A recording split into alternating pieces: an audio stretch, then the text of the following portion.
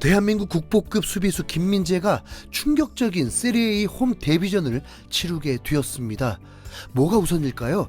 데뷔골과 함께 수비에서도 만점 활약을 펼쳤다고 해야 할지, 수비에서 만점 활약을 펼치고 데뷔골도 덤으로 선물받았다고 해야 할지, 아무튼 수비와 공격에서 엄청난 활약을 펼치게 되었습니다. 나폴리 공식 SNS에서는 김민재가 데뷔골로 경기를 끝냈다라고 전하기도 했습니다.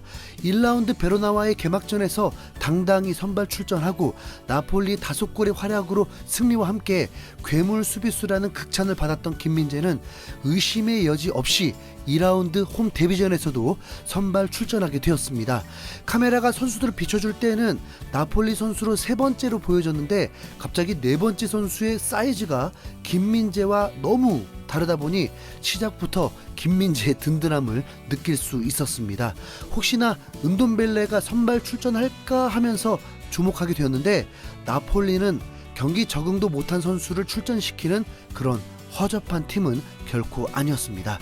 나폴리는 승격팀 몬차를 상대로도 4골을 쏟아부으면서 대승을 거두게 되었습니다. 전반 시작부터 김민재의 활약이 나타났는데, 전반 6분 코너킥 기회에서 공격에 가담한 김민재가 중앙에서 대기하다 킥이 배달되는 순간 먼 쪽 포스트 방향으로 돌아 들어갔고, 정확하게 김민재에게 떨어지면서 수비수 뒤에 있었는데도 헤딩슛을 시도하게 되었고, 아깝게도 골대 위를 살짝 넘어갔습니다. 만약 이때 김민재의 득점이 터졌다면 경기는 4골로 끝나지 않았을 것입니다. 전반 30여 분 동안 득점이 없다가 전반 35분에서야 나폴리의 선제골이 터졌습니다. 77번 크바라츠 헬리아가 왼쪽 박스 바깥쪽에서 볼을 받더니 주저하지 않고 중앙 쪽으로 드리블을 하더니 정광석화, 그림 같은 중거리 슛으로 골망을 찢어버렸습니다. 오로지 개인의 기량으로만 득점을 만들어내면서 2경기 연속골을 기록하게 되었습니다. 몬차의 골문이 열리자 전반 마지막 스루 패스를 받은 오시멘이 엄청난 스피드를 보여주더니 박스 안까지 들어와 강력한 슈팅으로 2번째 골도 넣게 되었습니다. 어차피 현지에서도 나폴리가 몬차와의 대결에서 이변이 일어날 리는 없을 거라 전망했었습니다. 과연 몇 골을 넣고 몇 실점을 하면서 승리할 것인가에 주목하고 있었던 거죠. 김민재는 전반전에도 든든함을 보여주면서 무실점에 기여했습니다. 특히 전반 38분 김민재가 상대 경고를 이끌어냈는데, 김민재가 후방에서 갑자기 전진 드리블을 시도하면서 상대 공격수를 놀래켰습니다. 그러자 손으로 잡아챘고 김민재가 볼 컨트롤도 길게 나오면서 자칫 뺏길 수 있는 상황이 되었습니다. 김민재를 끝까지 쫓아가서 태클까지 시도하게 되었는데, 순간 이때 주심이 휘슬을 불길래 설마 김민재가 경고인가 하고 불안했습니다. 하지만 김민재의 태클은 위험한 수준도 아니었고 정확히 본 주심이 손을 잡아챘던 카프라리에게 경고를 준 것입니다. 전반 10분에도 오른쪽 진영에서 역습이 허용될 순간에 볼을 차단했고 이어서 바로 전진 패스를 하면서 공격이 가능한 상황을 만들어 주었습니다. 전반전만 봐도 김민재는 매우 안정적인 활약을 보여주었고, 이대로 경기가 끝나도 좋은 반응을 이끌어낼 수 있었습니다.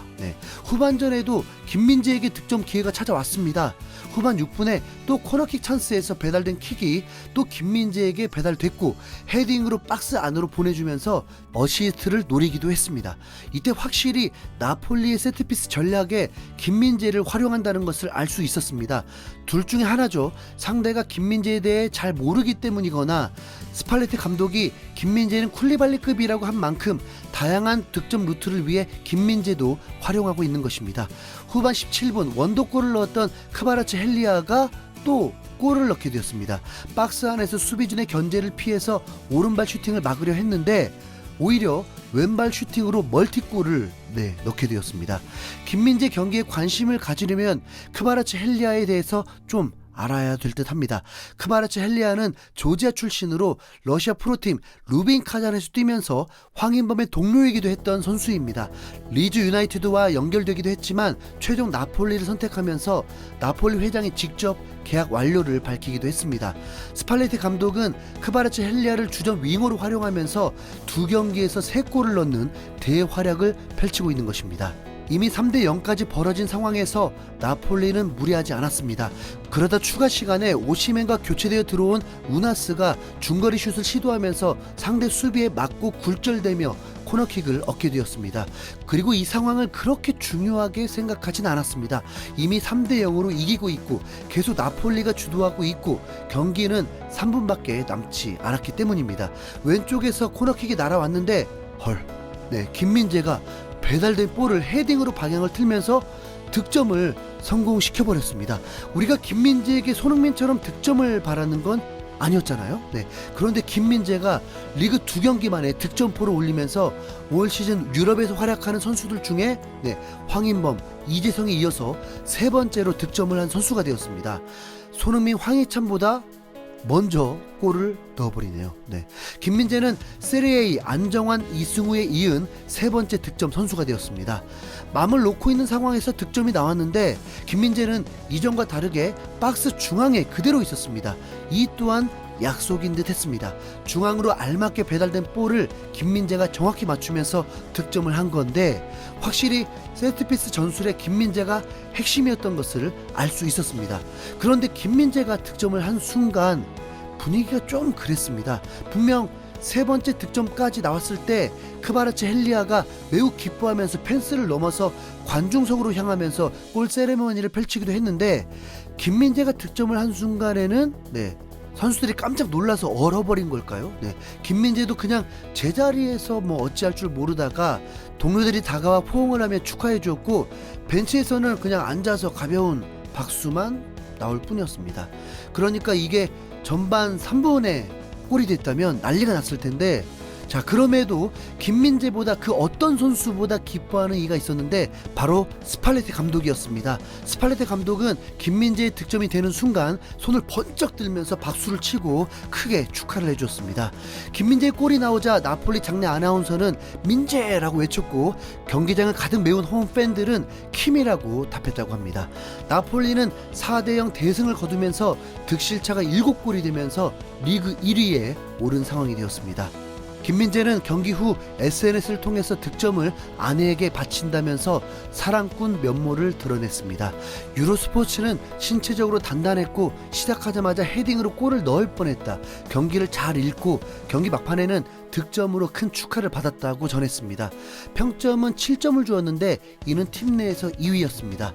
아레나 나폴리는 나폴리 역사상 가장 강한 수비수였던 쿨리발리를 대체하는 어려운 임무를 지은 김민재가 마라도나 스타디움을 기쁨으로 물들였다고 기뻐하기도 했고 이탈리아 매체인 투토 메르카토는 좋은 피지컬을 가진 한국인 수비수 김민재는 어떤 상황에서 평온함을 잃지 않았다고 전했습니다. 김민재의 평점은 7점에서 최대 8.5점까지 나왔는데 멀티골을 넣은 크바라츠헬리아 다음으로 높은 평점이거나 수비수 중에는 단연 평점 1위였습니다. 김민재는 태클 성공 2회, 걷어내기 5회, 볼 리커버리 9회, 지상 경합 3회 성공, 공중 경합 4회 성공, 더불어 롱패스 4번을 모두 정확히 배달하면서 100% 성공률을 자랑했습니다. 이 정도면 김민재 나폴리가 쉽게 놔줄 수가 없겠는데요. 기대는 했지만 2라운드 만에 이렇게 대박 활약을 할 줄은 솔직히 몰랐습니다. 김민재만큼은 저평가되지 않고 이 퍼포먼스가 그대로 토트넘 아니 맨시티에게까지 전해지길 바래 봅니다. 이상 흰수염 고래였습니다.